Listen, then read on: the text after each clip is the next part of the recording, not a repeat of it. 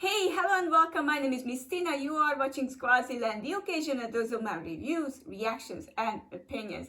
I'm so glad that I can react to the latest chapter of One Piece today because, as you can see, I'm not at my usually place. Next time, hopefully, I will be there.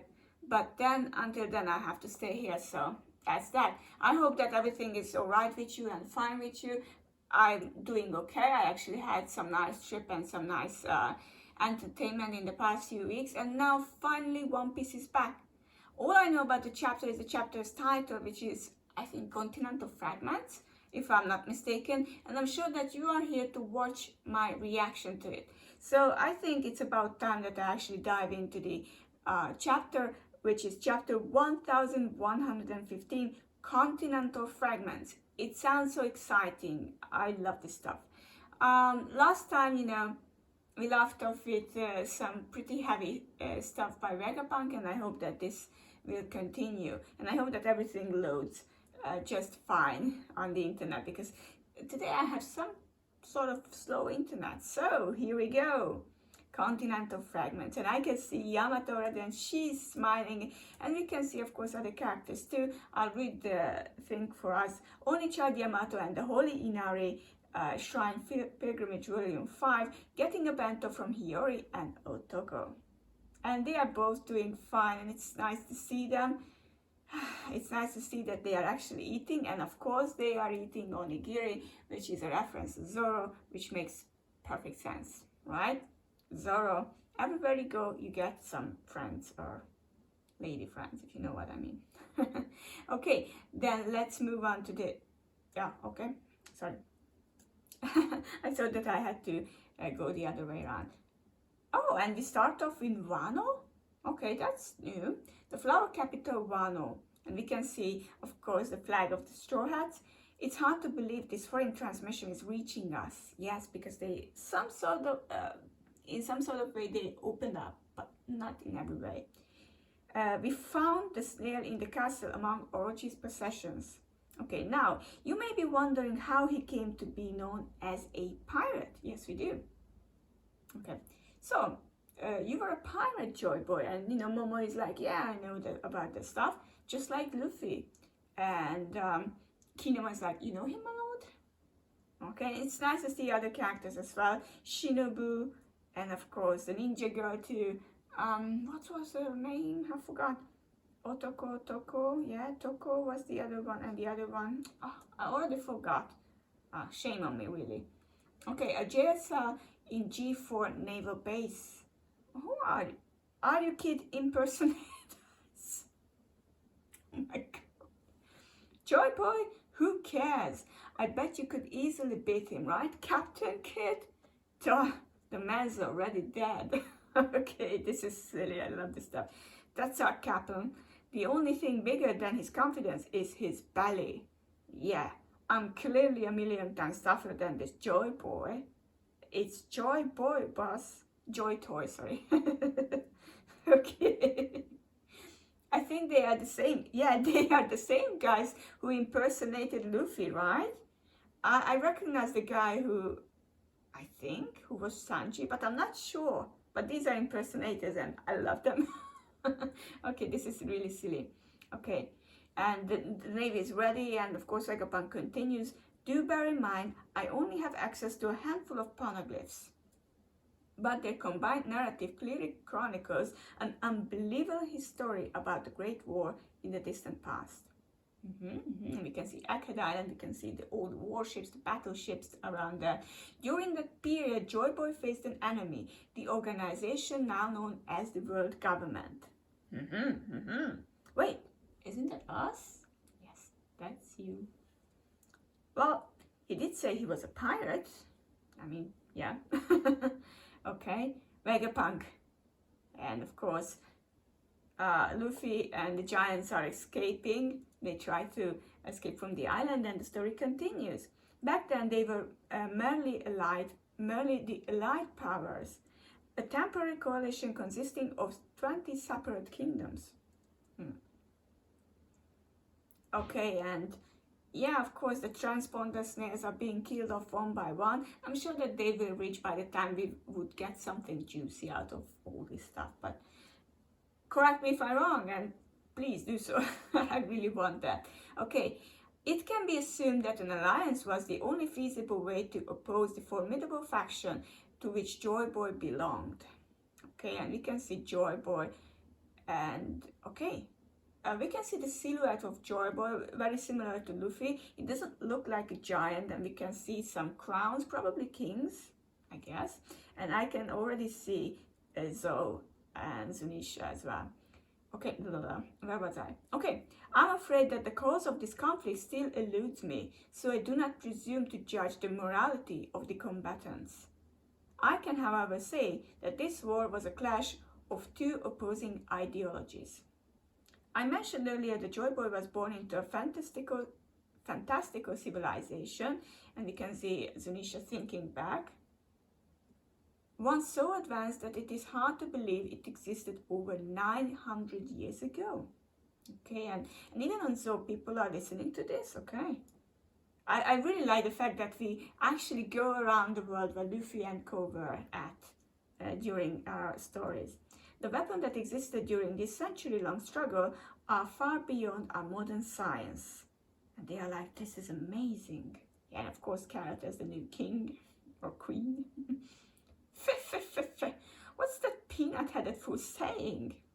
Oh my god, Foxy, are you still alive? Aw, boss, you are making me hungry. Such technology is baffling even to a genius such as myself. He's so big-headed. Okay, thank you, Foxy Pies. Goodbye. And therein lies our problem. Okay, what is our problem? Labostrate and gotcha. Stussy, huh? It's me, Addison. Okay, and Kaku is paying attention, of course. Lower the barrier and hightail it out of there. She's like, but I can't. What if something were to happen to the Straw Hat crew? I'm gonna be straight with you. There ain't no point in the barrier no more. There ain't no point. Sorry, I'm going to read it again just to make sure that I get it clear. I'm gonna be straight with you. There ain't no point in the barrier no more. I think that there is no point staying there. Not when there are monsters on the island who can ignore it. I mean, true enough, we can see Saturn as well. We have done all we can for them. I'm sure they'll make it somehow. And we can see Jinbei, of course, he's dragging away Zoro. How much longer, Jinbei? My apologies, we are almost there. There is nothing to apologize for. We were so busy. Yeah, of course, Zoro. Is that you, Zoro? You're gonna get it later. Now hurry up, they are moving their ships to blockade the northeast coast. Maybe they are actually, so what's happening? I'll never forgive you if we get blasted out of the water after all this. Okay, that's good to hear. I was worried Stella would never forgive me if I let them get caught, says Stussy. As if, now get your ass out of there. But I don't know what to do with myself, she says. Huh? Now that Stella's gone, who am I meant to live for? I have no purpose. And Kaku is really feeling this, perhaps? Or maybe he's just calculating. I'm not sure about that. Okay, and the others are fighting. Sanji and Bonnie, they are fighting. Don't let him use his sword.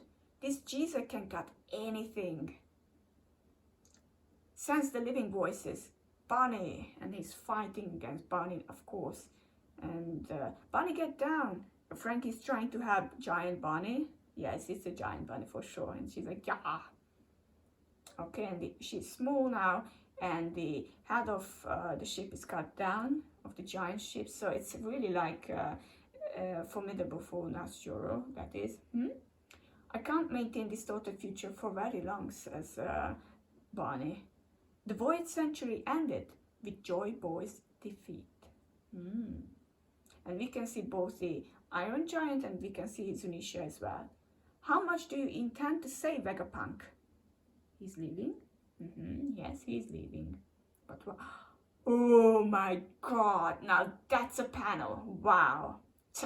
There are too many life forms up here. And he's slicing the whole thing down. Now that's a shot, that's a panel. Oh my God. This is amazing. It seems like Oda is really favoring Nashjuro over anything or anybody. Okay, let's see. But the aftermath had grander consequences, says Vegapunk. The wake of the ancient conflicts scarred the world, and those scars never healed. Okay. Oh, dang it. Now I have to close my eyes and go back to God knows where. Okay, so sorry, I pushed the wrong button and I ended up in the bottom. Okay, so here we are. What? And you can see the Seraphim too. Boy, Seraphim here looks pretty great. I think that this panel has been really worked on for quite some time. The shading and everything, it looks perfect. Really, it does. Okay, and wow, and everything has been cut down. Everyone is falling. Okay, so we all know travel between islands can be excruciatingly difficult. Such words. The seas one must traverse are so vast and perilous, most people are content to live and die after their place of birth, never experiencing any culture other than their own. Isn't that a bit obvious, everyone says? I don't know where the town is. Yeah, everyone knows the seas are dangerous. And he's like, that is common knowledge to us now, but it wasn't like that 1,000 years ago. Sorry for the disturbance. I actually had some visitors and I had to tell them I'm doing a video. You know, when I'm not at my usual place, I usually do that. So where was I? Yeah, but it wasn't like that 1,000 years ago. A cataclysmic ecological disaster occurred during the void century. Okay, we are at Zoro's birthplace.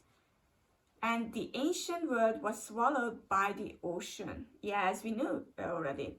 We are now living atop of the remnants of the continental fragments of the land masses that once were. And you can see a very beautiful underwater spread. It's really beautiful there. Okay, and there I say, what? You know, all the people from Dragon, the Revolutionary Army. The world of a millennia ago sleeps unseen at the bottom of the ocean. I know it is hard to believe on my word alone, but there really were multiple vast continents back then, just like ours. They are like, this is insane. We are at Nami's town, hometown. Hey Nojiko, where do you think you're going? The whole world is at stake. She's like, fill me in later. I've got to check on the tangerine orchard. Nojiko. And Vegapunk is continuing, this change in the world helps us explain how a century of history could be censored. A feat that seems nigh impossible, but it makes sense when you consider the undeniable conclusion all to the data points to. Within a mere century, the average sea level rose by a staggering 200 meters. And everyone is like, what? You are kidding. 200? Yep. The Marines are all over the place. A warship is only 60 meters tall. No wonder the old world disappeared. Hey, stop listening to this crap. We have work to do. The Seraphim and all those imprisoned Cypherport agents were spotted falling out of the lab building. We have got to rescue them. Did you hear that? His tortoise keep getting taller, and we are back to Mockdown and they are laughing their bottoms off. The old farts lost his marbles. What a joke. And, oh, Dalton, nice to see you. Sakura Kingdom Chopper's hometown. I mean, you could have done it for the rest of the towns, like, I mean, there is a small panel here that says Sakura Kingdom, but why not doing that for Nami's hometown, I wonder. Is that really possible? He thinks, and they are like, oh yes, it's doctrine. Even now, the world still finds a way to keep things interesting. Yeah, of course. That mountain is around 200 meters. You are saying something that tall would be submerged? That's awful. How many people died? Exactly. Oh, this is Miss All Sunday. No, what was her name? The coloring chick from the Baroque works. Okay, that begs the question, how and why did such a flood occur? Naturally, your first inclination might be to assume it was some kind of natural disaster. However, I can say for certain that it was no such thing. It was a man-made calamity. You can't be serious, and you know, Vivi is paying attention, and Morgans is being pushed back.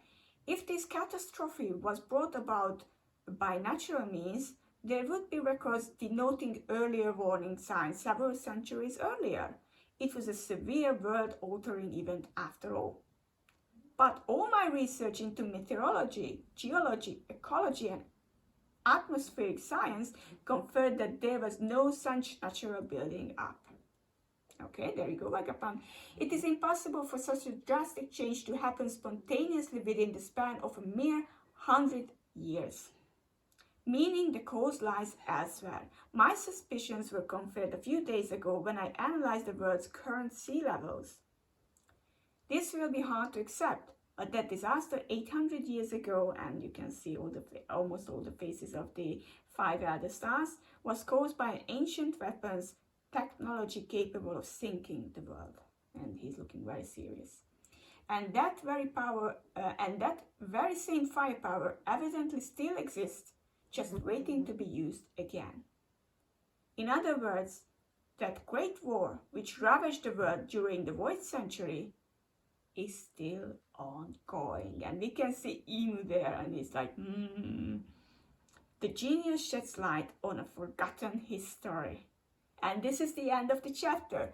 Wow, I never actually, or I didn't think about that Vegapunk would continue to talk about everything. And it seems like that the cutting of his transmission will come next chapter. This is my suspicion, but so many information. This is actually quite amazing. I really like this chapter a lot, and I hope to see you again next time. And by next week, if you have any questions about this chapter, what are your opinions about these chapters, do tell me. And then next time, maybe at my usual place, I can reply to you there, or I can reply, of course, in the comments as well. So make sure to like the video if you like the video, and subscribe if you want to subscribe and have more content from me. Thank you very much for paying attention, and I hope you will have a wonderful and nice week ahead of you. Bye bye.